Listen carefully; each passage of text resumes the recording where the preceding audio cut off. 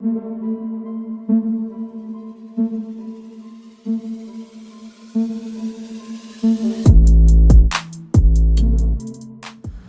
how's it going, everybody? It has been a while since I have made a post or a comment on our Polaris RZR XP 1000 Trails and Rocks Edition.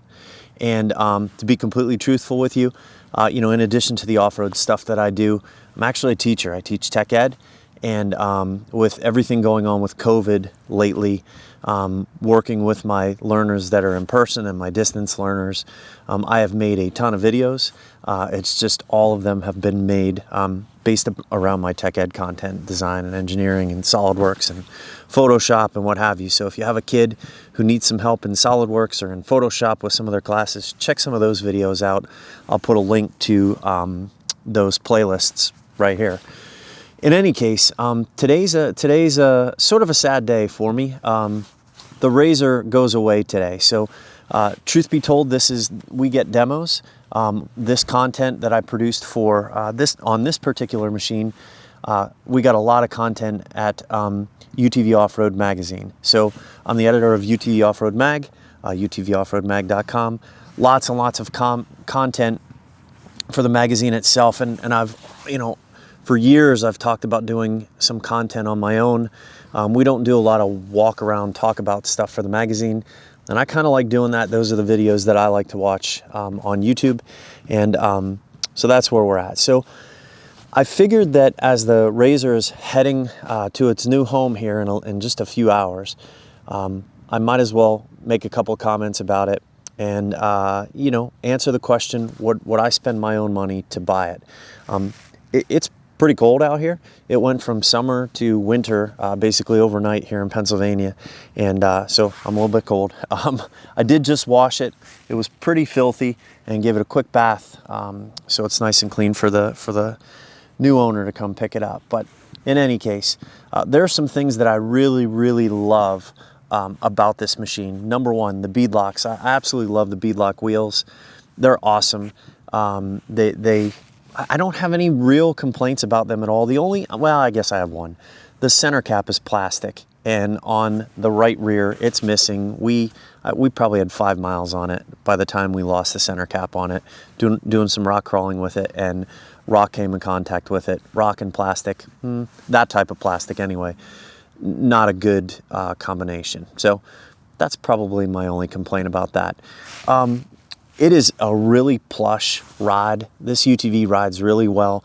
Polaris did a really nice job of balancing the rock crawling and the trail riding aspect of it. Is it better at rock crawling or trail riding? I think it's better at rock crawling, honestly. It is awesome because it doesn't have a front track bar, front sway bar. So that you get a lot of articulation from the front, and the four-wheel drive system works really well crawling. So comparing this to our Maverick XP, what is it? Maverick, the Maverick. It's the 1000. Comparing this to that, which is the RC, there we go, losing my mind. Compared to the RC, which is also a good crawler, this crawled better. On the trail, I've been really honest about it on my videos as well as in our article on UTV Off-Road Mag, is that I felt that this was a better crawler, but that the Maverick was a better trail machine. Now, this is still a really good trail machine. I spent plenty of miles on the trail with it. The ride is plush. I think that the faster you go on the Can-Am, the better it handles. This one's a little better at slower speeds, which, I guess it depends what kind of riding you're into, what kind of driving you're into, are you into crawling, are you into trails? This is an all-around really good machine. Couple little gripes, and I'll talk about them right here. It doesn't come with a roof at all. And for $20, $22.9, $23 something, I forget exactly what the MSRP is. Honestly, it ought to come with a roof. It would cost Polaris almost nothing to put one on there, and I really think that it ought to actually have that. The windshield, I think you could live or you could have that or lose it. It doesn't much matter. I was running a half shield on it, and you know, I had a lot of guys that didn't really like the half shield, especially shorter people, because it seems like wherever the half shield was, it kind of hit their eye level. I'm pretty tall, and I could see right over it with no issue. So that was never a problem for me at all. Another gripe, the rock rails. They're steel, and let me show you what the other one on the passenger side looks like. So we did that, where is it? There. We did that within just, you know, again, a few miles. Basically, when we lost the rear center cap, we did that to it. Not doing anything wrong, doing exactly what it was designed to do, which is crawling. So the Polaris does have the ultra high molecular weight UHMW plastic in those spots. I think that'd be an awesome improvement on this. It does the job. It protected the rest of the machine here, but you can see they get banged up pretty quickly, and the connectors, I'm not a big fan of the one-time use connectors. I understand why Polaris uses them. I still don't have to like it though because of that. So really small gripes. Honestly, the positives, the engine's great, has smooth linear power. The transmission's awesome. It's geared really low, and that's what you want, you know, with a crawler, especially when you have it in low range. Man, it just crawls. It's like a billy goat. So I was really impressed with that. I had a bunch of questions like, does this have a front locker? And the answer is no, it doesn't. But Polaris's on-demand true all-wheel drive manages that. So I don't know what they're doing with their ECU that senses the slippage between the rear and the front, and then transfers power to the front, and which wheel it transfers it to. I don't know what kind of voodoo magic they have going on there, but they're really good at it because, man, it works awesome. You know, a locker's nice if you want to truly fully lock the front end. The problem with a locker is go lock the front end and then try and turn it. You can't do it. Whereas with this one, is it truly locked? No. Can you really tell, and can you turn it wherever you want and whenever you want? Absolutely. That is the benefit of the on-demand true all-wheel drive. So that's kudos to Polaris for figuring that stuff out. So I was a skeptic myself. And works fantastic. I'm not a huge fan of these seatbelts. While they hold you in, they're a bit of a pain in the neck getting in and out. Again, here I am, the picky media guy, complaining about, you know, these harnesses. The reality of it is they're really safe and they're really good for you. When you're riding, you end up on your lid upside down, you'll be happy you have those. If you're a trail rider that's getting in and out of the thing all the time, and you buckle your seatbelt like you're supposed to every single time, like I do, and you have a helmet on, they're a bit of a pain in the neck. But again, you're going to give something up to gain something, and that's sort of how it is.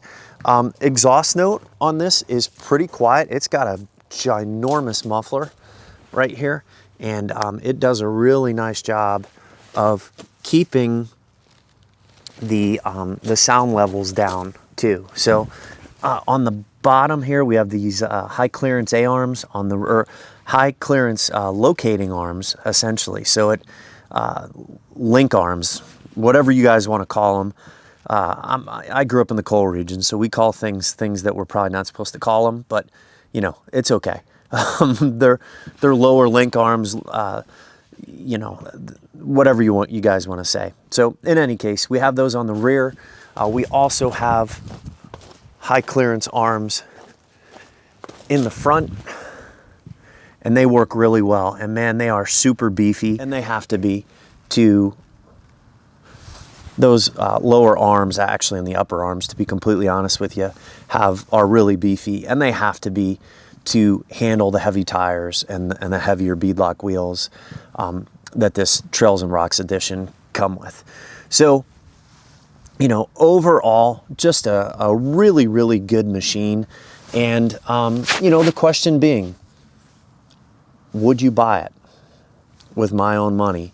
And I almost did, to be completely honest with you. I actually thought about keeping this one because I liked it so much. And it's a tough call for me sometimes, because I'm fortunate in that we get new demos all the time. So I don't really have a need to buy one because I always have something to drive, but I liked it enough to buy it. And at the end of the day, I didn't.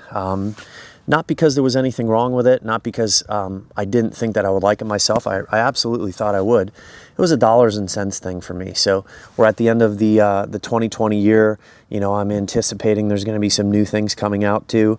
I've figured out that I have a really keen interest in the rock crawling stuff, and I think there's going to be some other stuff coming out too. You know, I'm not going to say what or where or who or how or when, but I think the big tire game that you see here, this is just the tip of the iceberg. I honestly believe you're going to see machines coming with 32-inch tires and 33-inch tires as factory equipment. As we get into this a little bit more, you're going to see more and more creature comforts. You know, the amount of tech that these companies are putting out too, and not just one of them, all of them. Like Polaris has been really high, you know, in the ranks when it comes to putting out off-road technology. Have you seen some of the new stuff from Yamaha? If not, I'll put a link here to some of their new technology as well too. They're all competing with one another, and at the end of the day, off-road companies competing with each other are good for you and they're good for me. It's pushing everybody to take their stuff to the next level. You know, it's not stale like it was back in the day. If you want to survive and you want to thrive in this tumultuous situation that we're in right now, you got to be building stuff that is wowing people. And honestly, I was blown away by this. And down the road, I can't wait to see what's coming next. So in any case, we'll continue with more content. We have some new demos coming our way. And although we're sad to see the Polaris go, we have another one in the pipeline coming, not one of these. I'll talk about that at a later time. And we'll continue to produce content. And if you have questions, definitely comment in the comment section below. I've tried really hard to answer all of those that I possibly can. And yeah, keep coming back. Subscribe. We've gotten a lot of subscribers with the Polaris and the Can-Am rock crawlers, and you know, we appreciate you guys clicking the subscribe button, and that's really the only way we can keep producing this content.